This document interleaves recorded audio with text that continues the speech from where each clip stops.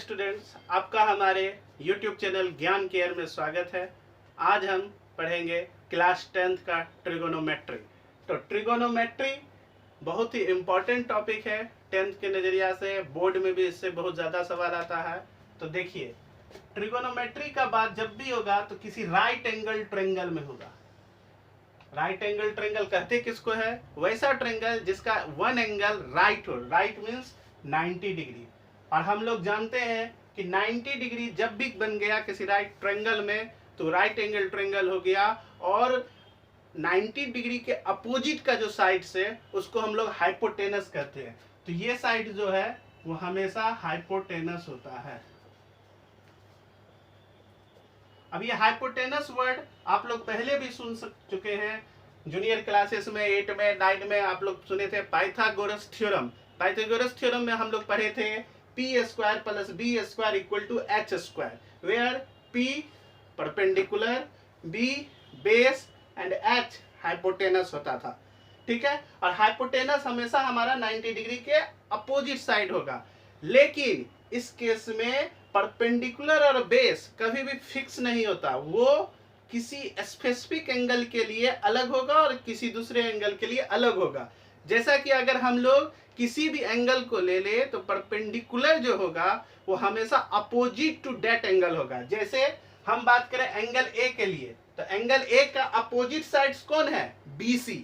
Therefore BC हमारा perpendicular होगा angle A के लिए। और एंगल C का अगर डिस्कशन करें तो एंगल C के लिए परपेंडिकुलर हमारा AB होगा, क्योंकि AB जो है वो अपोजिट साइड से किसका? एंगल C का। जैसे हम डिस्कस करें for angle A, for angle B, perpendicular, base और हाइपोटेनस। सिमिलरली परपेंडिकुलर, बेस और हाइपोटेनस, जैसा कि डिस्कशन हम पहले भी किए कि हर केस में हाइपोटेनस हमारा फिक्स होता है। तो इस ट्रायंगल में हाइपोटेनस हमारा AC होगा और इस ट्रायंगल में भी हमारा हाइपोटेनस AC ही होगा। ट्रायंगल तो सेम ही है, आप देख रहे हैं, बट एंगल को अगर हम प्रीफर करें, यहाँ एंगल A और यहाँ एंगल B, दोनों में हाइपोटेनस हमारा AC होगा। बट एंगल A के लिए परपेंडिकुलर हम क्या बोले? Sides opposite to that angle. Angle A के लिए परपेंडिकुलर हमारा BC और एंगल B के लिए एंगल C के लिए परपेंडिकुलर हमारा AB होगा। और इसमें दो साइड हो गया, बेस बच गया, तो जो साइड बच जाएगा वही हमारा बेस होगा।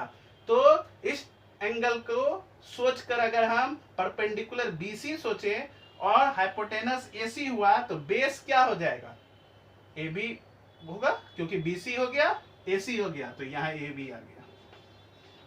ठीक है। उसी प्रकार अगर परपेंडिकुलर AB हो गया, हाइपोटेनस AC हो गया, तो कौन सा साइड बच गया? तो साइड बच गया आपका BC। तो यही आपका डिस्कशन है। AB, BC और CA में कब कौन परपेंडिकुलर होगा और कब कौन बेस होगा और कब कौन हाइपोटेनस होगा। ठीक है। तो इस किसी भी राइट एंगल ट्रायंगल में जैसे हम लोग जाने कि PBH होता है, तो इसके रेशियो को कुछ नाम दिया गया है। जैसे P और H के रेशियो को कुछ नेम दिया गया है, B और H के रेशियो को कुछ नेम दिया गया है, P और B के रेशियो को भी कुछ नाम दिया गया है। ठीक है। P और H के रेशियो को साइन बोला जाता है। और कोई एंगल हम अगर ले ले, वेरिएबल कोई भी एंगल, जैसे XYZ मानते हैं उसी प्रकार हम थीटा मान रहे हैं एंगल, तो यहाँ साइन थीटा लिख लीजिए, यहाँ पर कॉस थीटा हो गया और यहाँ पर टेन थीटा हो गया। और जस्ट इसका अपोजिट रेशियो जो होता है H/P, यहाँ B/H है तो H/B और P/B है तो B/P। इसका तीनों का भी रेशियो का कुछ नेम है। इसका नाम है कॉसेक थीटा, इसका है सेक थीटा और इसका है कॉट थीटा। तो इस सब का फुल फॉर्म भी है। जैसे जो साइन है वो एक्चुअल में साइन ऐसे होता है SINE। ठीक है ना। और साइन को SIN को साइन ही पढ़ना है, सीन नहीं पढ़ लीजिएगा। ठीक है। जैसे कॉस है तो कॉस का नाम होता है कोसाइन। टेन है तो टेन का फुल फॉर्म होता है टेंजेंट। कॉसेक है तो इसका फुल फॉर्म होता है कोसेकेंट, सेक है तो इसका होता है सेकेंड, और कॉट है तो इसका होता है कोटेंजेंट। ठीक है, तो कॉस का कोसेकेंड और सेक का सेकेंड और कॉट का कोटेंजेंट, हम लोग शॉर्ट में इसको साइन कोस्टेन कोसेक सेक और कॉट पढ़ते हैं, कोई दिक्कत नहीं यहाँ तक। तो ये रेशियो है। अब इस रेशियो से हम लोग कुछ और फॉर्मूला ला सकते हैं। क्या फॉर्मूला आ सकता है हमारा, कि आप देख रहे हैं कि साइन का जो वैल्यू है जस्ट उसका अपोजिट कॉसेक का वैल्यू है, यानी कि साइन और कॉसेक का प्रोडक्ट हमारा 1 होता है। सिमिलरली कॉस और सेक का प्रोडक्ट हमारा 1 होता है, एंड टेन और कॉट का प्रोडक्ट हमारा 1 हो रहा है। क्यों हो रहा है प्रोडक्ट 1? क्योंकि ये दोनों एक दूसरे का अपोजिट है। सेंस अपोजिट कहने से अच्छा होगा कि आप रेसिप्रोकल बोलिए। जैसे 2/3 का रेसिप्रोकल 3/2 होता है, और जब दोनों रेसिप्रोकल को हम लोग मल्टीप्लाई करते हैं रिजल्ट 1 आता है। तो साइन कॉसेक का रेसिप्रोकल, कॉस सेक का रेसिप्रोकल और टेन कॉट का रेसिप्रोकल।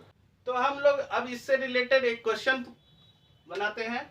जैसे ट्रायंगल ABC है, इसमें से हमको कोई दो साइड दिया हुआ है। सपोज कीजिए ये 7 सेंटीमीटर दिया हुआ और ये 25 सेंटीमीटर दिया हुआ। तो सबसे पहले हम थर्ड साइड निकालने का प्रयास करते हैं, जो हम लोगों का फॉर्मूला है पाइथागोरस थ्योरम से। क्या? p² + b² = h²। तो यहाँ p कौन है? 7 का स्क्वायर प्लस b² और इक्वल टू 25 का स्क्वायर। ये सब आप लोग पहले भी कर चुके होंगे। तो ये 49 प्लस b² इक्वल टू 625, और जब ये 49 पर माइनस होगा उधर तो 576, इसलिए b बराबर √576 मीन्स 24 सेंटीमीटर। अब हमको 24 सेंटीमीटर आ गया। अब आपको बेस मिल गया। ठीक है, अगर आपका मन करता तो इस b के जगह पर आप BC भी लिख कर चलते हैं। BC BC BC और BC। ठीक है, ऐसे भी लिख कर चल सकते थे। तो यहां तीनों साइड जब आ गया तो अब हमको अगर पूछ दे साइन A सपोज्ड, तो साइन मतलब हम लोग क्या जानते हैं? P/H। तो एंगल A के लिए परपेंडिकुलर कौन होगा? तो एंगल A के लिए परपेंडिकुलर होगा BC। और ऑलवेज हाइपोटेनस क्या होता है? अपोजिट टू 90 डिग्री, मतलब AC। तो BC का वैल्यू कितना? 24 सेंटीमीटर, और AC का वैल्यू कितना? 25 सेंटीमीटर। तो क्या हो गया? 24/25। अगर मान लीजिए हमको कह देता 10C, ठीक है, तो 10 क्या होता है? P/B, B/H क्या होता है? तो P/B होता है। तो एंगल C के लिए P कौन होगा? तो एंगल C के लिए P होगा AB, और बेस कौन होगा? BC। जैसा कि आप लोग पहले देख चुके हैं, अभी जस्ट हम थोड़ा देर पहले बताए हैं। तो AB का वैल्यू हो गया 7 और BC का वैल्यू हो गया 24 सेंटीमीटर। सेंटीमीटर कैंसिल हो गया। जैसे अब हम दूसरे सवाल पे आते हैं कि अगर आपको ट्रायंगल ना देके sine theta equal to something दे दे और उसके बाद कॉस थीटा और टेन थीटा फाइंड करने बोले, तो आप क्या कीजिएगा? तो सबसे पहले देखिए, ये जो साइन कॉस टेन कॉसेक है, ये एक्चुअल में रेशियो से आया था। किसके रेशियो से? तो साइन हम लोग जान रहे थे P और H के रेशियो से आया था। इसलिए हम लोग इस सभी चीजों को ट्रिगोनोमेट्रिक रेशियोज बोलते हैं। ठीक है, तो हम लोग साइन थीटा इक्वल टू हम लोग लिखेंगे क्या? 3/5, और साइन क्या होता था? P/H। तो इसलिए P इक्वल टू न्यूमरेटर के इक्वल 3 और H इक्वल टू 5। आप ऐसा सोचिएगा, लेकिन आप ऐसा नहीं लिखिएगा, ये गलती हो जाएगा। कैसे? क्योंकि ये रेशियोज है, और जब भी रेशियो हमको गिवन रहता था तो हम लोग एक प्रोपोर्शनल क्वांटिटी लेते थे। तो ये एक्चुअल में P बराबर 3K लिखिएगा और H बराबर 5K, where K is the proportional quantity. अब इसी का यूज करके हम लोग B निकालेंगे पाइथागोरस थ्योरम से। क्या फॉर्मूला था? P² + B² equal to H²। कहां से? पाइथागोरस थ्योरम से।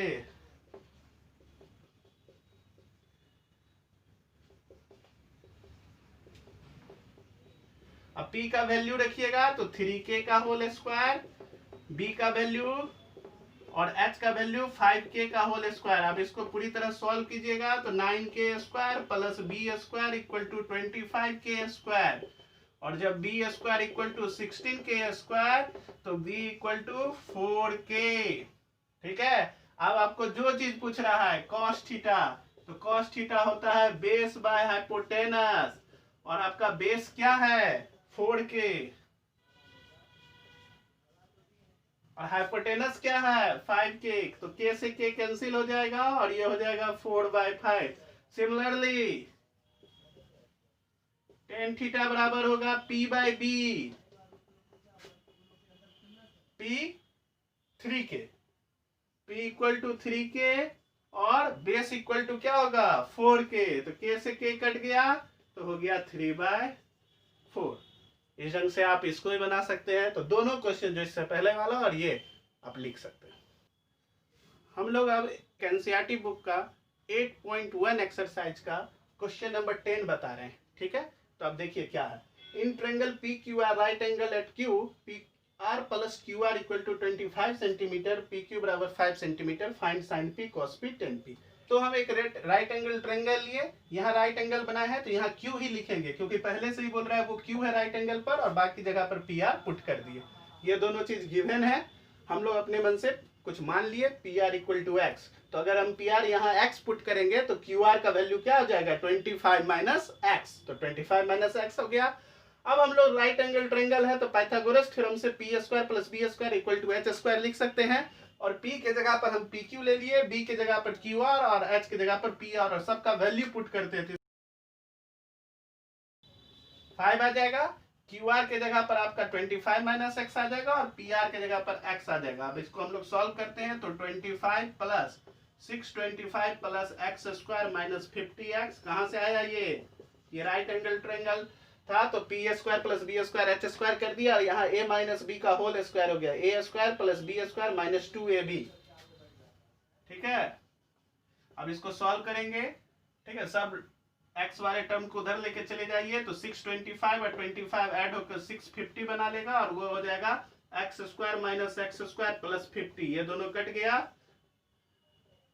तो 50x बराबर 650, इसलिए x बराबर आपका हो गया 30। अब x 13 आ गया, इट्स मीन्स क्या कि आपका PR हो गया 13, और QR क्या हो गया 25 माइनस 13 मीन्स 12, और PR क्या हो गया ये तो आपको पहले से, PQ क्या हो गया ये आपको पहले से गिवन था, PQ कितना 5 सेंटीमीटर। अब आपको जो चीज पूछ रहा है वो निकाल लीजिए, जैसे साइन P पूछ रहा है तो साइन P,